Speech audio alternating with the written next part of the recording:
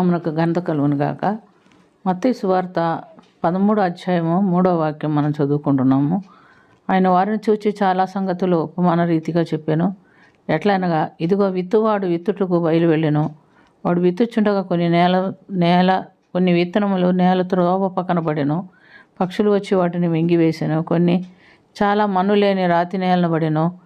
అక్కడనున్న మన్ను లోతుగా లేనందున అవి వెంటనే మొలిచెను. కానీ సూర్యుడు ఉదయించినప్పుడు అవి మాడి వేరు లేనందున ఎండిపోయాను. కొన్ని ముళ్ళ పొదల్లో పడెను. ముళ్ళ పొదలు ఎదిగి వాటిని అణచివేసెను. కొన్ని మంచి నేలను పడి ఒకటి 100 ఒకటి 60 ఒకటి 30 ఫలించెను.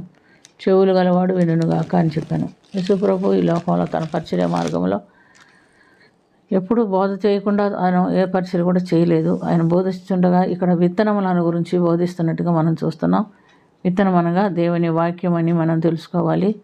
ఆ దేవుని వాక్యం ప్రకటించబడినప్పుడు వినువారికి అనేక విధాలైన హృదయాలు కలవారు వచ్చినట్టుగా మనం చూస్తున్నాం. మరి ఒక్కొక్కరు ఒక్కొక్క విధమైనటువంటి మనసు హృదయం గలవారు. ప్రతి విత్తనం 100 60 30 ఫలించలేదు. మనకు మందిరంలో కూడా చాలామంది వస్తారు. వచ్చిన వారు విన్నట్టుగానే ఉంటారు, మన వైపే చూస్తారు, బాగానే ఉన్నట్టుగానే ఉంటారు, అంతా అర్థం చేసుకున్నారు, అయ్యా నేను చెప్పిన వాక్యం అంతా వారికి తెలిసిపోయిందని మనం అనుకుంటాం. కానీ వాళ్ళని పిలిచి అడిగితే కానీ వాళ్ళ మనసులో ఏముంటుందో, వాళ్ళు ఏం విన్నారో, ఎట్లా అర్థం చేసుకున్నారో అది అనేది మనకు తెలియదు. కాబట్టి ప్రియమైనటువంటి దేవుళ్ళారా, ఆయన ఏది ప్రకటించినా ఉపమాన రీతిగా ప్రకటించినట్టుగా మనం చూస్తున్నాం. మరి వీరు విన్న తర్వాత, ఈ వాక్యం విన్న తర్వాత యేసు ప్రభు లోపలికి వెళ్ళినప్పుడు శిష్యులు అడుగుతున్నారు, అయ్యా దాని ఉపమానం మాకు చెప్పండి, దాని అర్థం మాకు చెప్పండి అంటే ఆయన ఏమంటాడంటే, త్రోవ పక్కన పడిన విత్తనము కొన్ని విత్తనాలు త్రోవ పక్కన పడింది. ఆ విత్తనము త్రోవ పక్క పడగానే పక్షులు తిరుగుతూ ఉంటాయి కదా, అవి వచ్చి వాటిని తినేసినట్టుగా మనం చూస్తున్నాం. వారు వాక్యం వింటారు కానీ అపవాదికి తమ హృదయంలో చోటిచ్చి ఉన్నారు కనుక ఆ వాక్యం వింటారు కానీ అపవాది ఆ వాక్యాన్ని ఎత్తుకొని వెళ్ళిపోద్ది అన్నమాట. అందుకని ఆ వాక్యం వారిలో ఫలించరు అని మనం చూస్తున్నాం. రెండోదిగా మనం చూస్తే రాతి నేలను పడిన విత్తనము. ఇది మన్ను లోతుగా లేనందువలన రాతి నేలను పడిన విత్తనం అంటే రాతి మీద పడితే మన్ను లేదు, కొంచెం మన్నే ఉంది.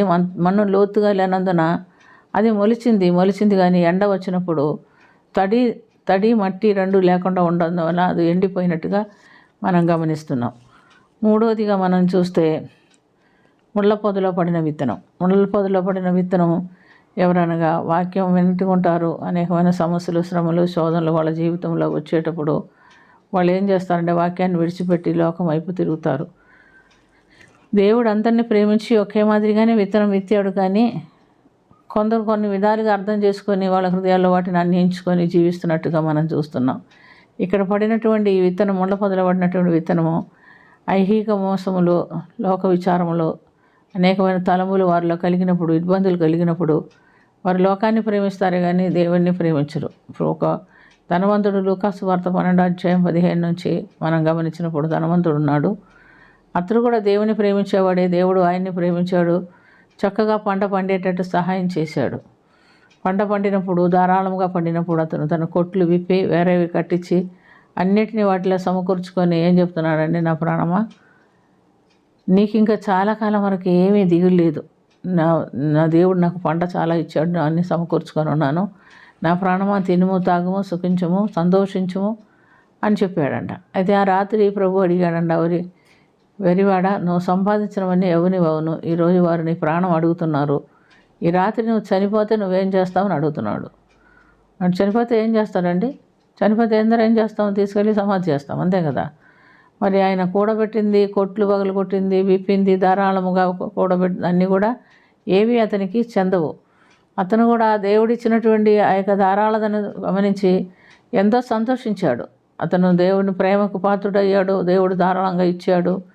ఇచ్చినప్పటికీ అతను ఒకటి చేయలేకపోయాడు, దేవునికి ఇవ్వలేకపోయాడు, పేదలకు ఇవ్వలేకపోయాడు, దేవుని గణపరచలేకపోయాడు. కాబట్టి అతను కూడా ఏం చేశాడు? కృపకి పాత్రుడు అయ్యాడు కానీ అనుభవించలేకపోయాడు. దేవుని కృపకి పాత్రులైతే ఏం ప్రయోజనం? మనం అనుభవిస్తేనే కదా దాన్ని బట్టి మనం దేవుని నామాన్ని మహిమపరచగలిగేది.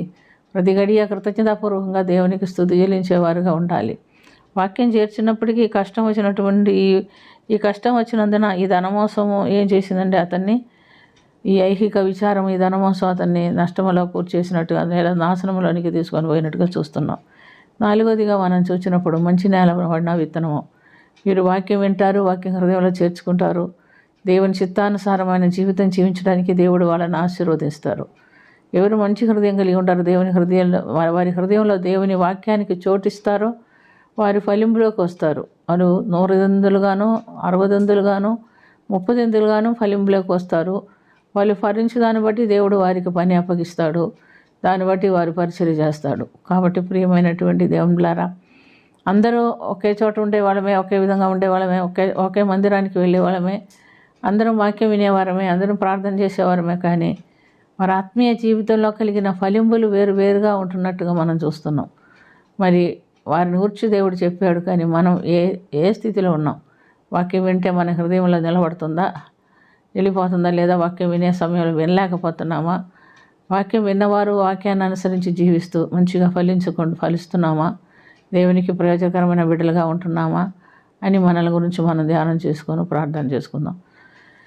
ప్రేమ కలిగిన తండ్రి, కృప కలిగిన ప్రభా, రక్షక, మేమందరము నా తండ్రి వాక్యం విని 30 గాను 100 గాను 60 గాను ఫలించే విత్తనం వాళ్ళే ఉండుటకు, మంచి ఫలాలు ఫలించే బిడ్డలుగా ఉండుటకు మీరు మాకు సహాయం చేయమని అడుగుచున్నాం. ప్రభువా, మా హృదయాలు నీ కొరకు తెరిచి ఉంచి నీ వాక్యాన్ని స్వీకరించి నీ కొరకు జీవించగలిగే దాన్ని దయచేయమని, ఫలిములోకి వచ్చి నీ కొరకు పనిచేసే బిడ్డలుగా మేమును కూడా ఉండునట్టుగా సహాయం చేయమని యేసుక్రీస్తు పుణ్యనామమున మిక్కిలి వినయంతో అడిగి వేడుకొంచున్నాము తండ్రి. ఆమేన్.